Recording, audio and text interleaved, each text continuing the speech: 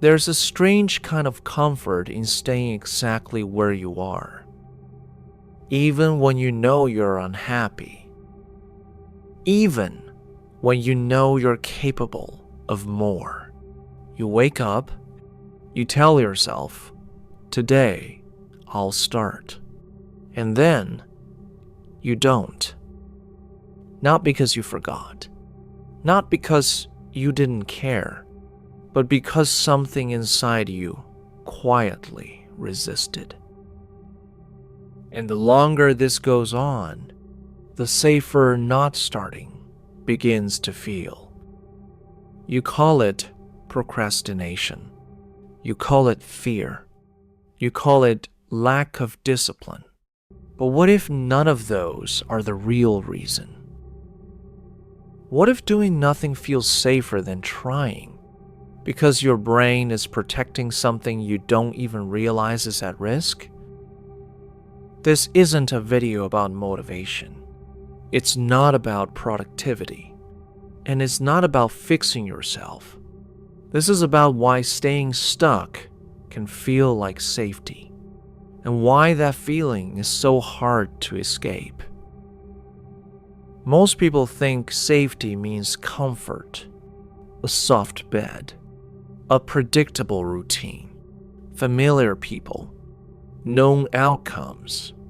But psychologically, safety means something much simpler. Predictability. Your brain doesn't care if you're fulfilled. It doesn't care if you're proud of yourself. It cares about one thing above all else: avoiding uncertainty. From an evolutionary perspective, uncertainty meant danger, unknown environments, unfamiliar risks, unpredictable outcomes.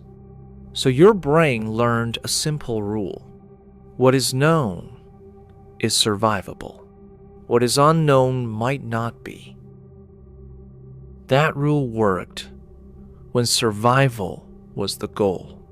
But modern life doesn't threaten survival. It threatens identity.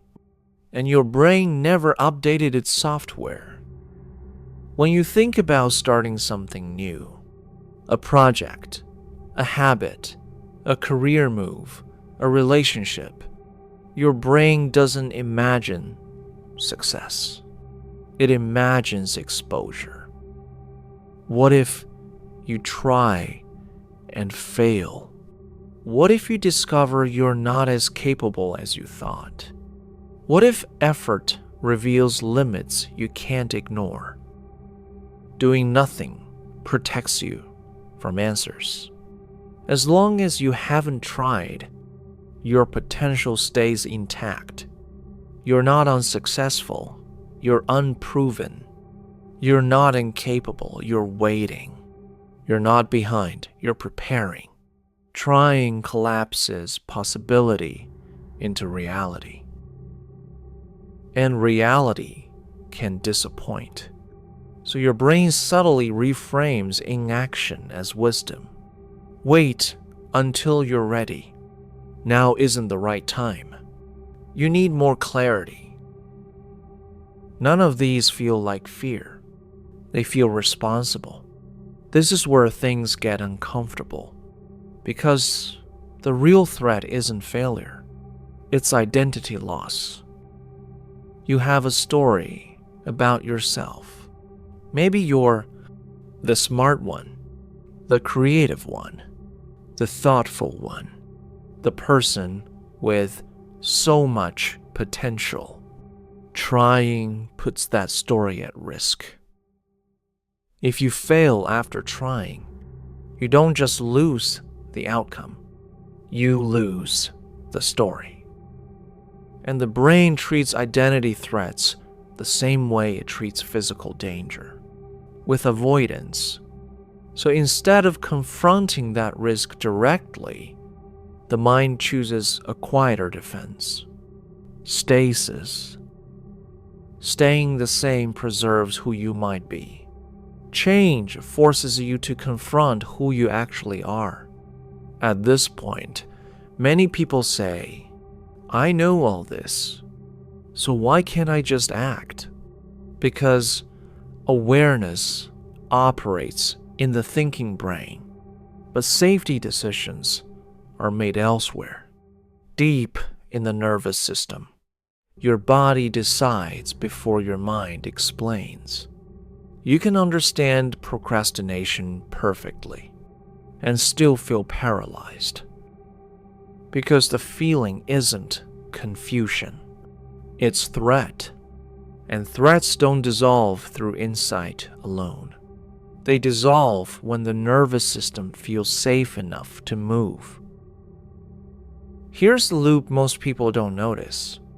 You avoid action. Relief follows. The brain learns avoidance works. The threshold for action rises. Each time you delay, the relief reinforces the behavior.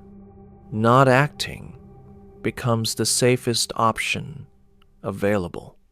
Over time, this rewires your sense of effort. Trying begins to feel heavy. Starting feels exhausting before it even happens. Not because you're weak, but because your system has learned that stillness equals safety. Eventually, something changes. Deadlines, consequences, external pressure. Suddenly, action becomes unavoidable, and people mistake this for motivation. But it's not motivation, it's threat override.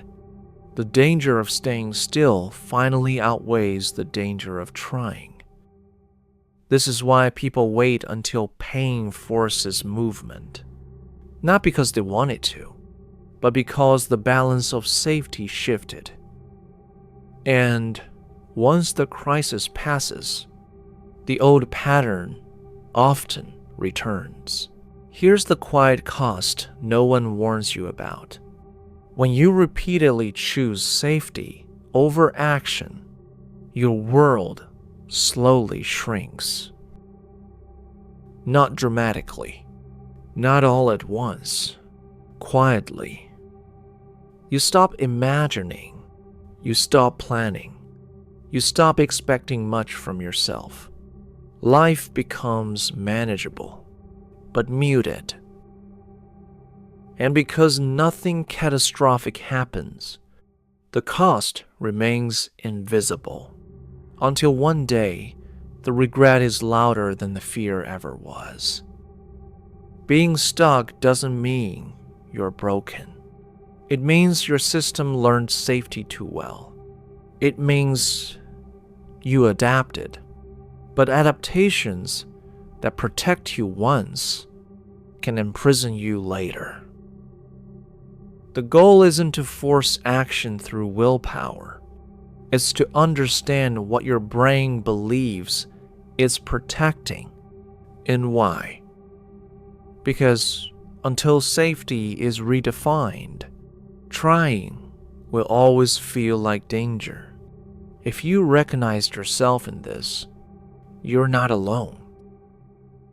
Most people don't stay stuck because they don't want more.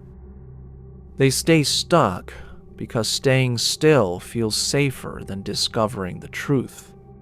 And sometimes, the hardest step isn't moving forward. It's letting go of the protection that no longer protects you. This was Quiet Psychology.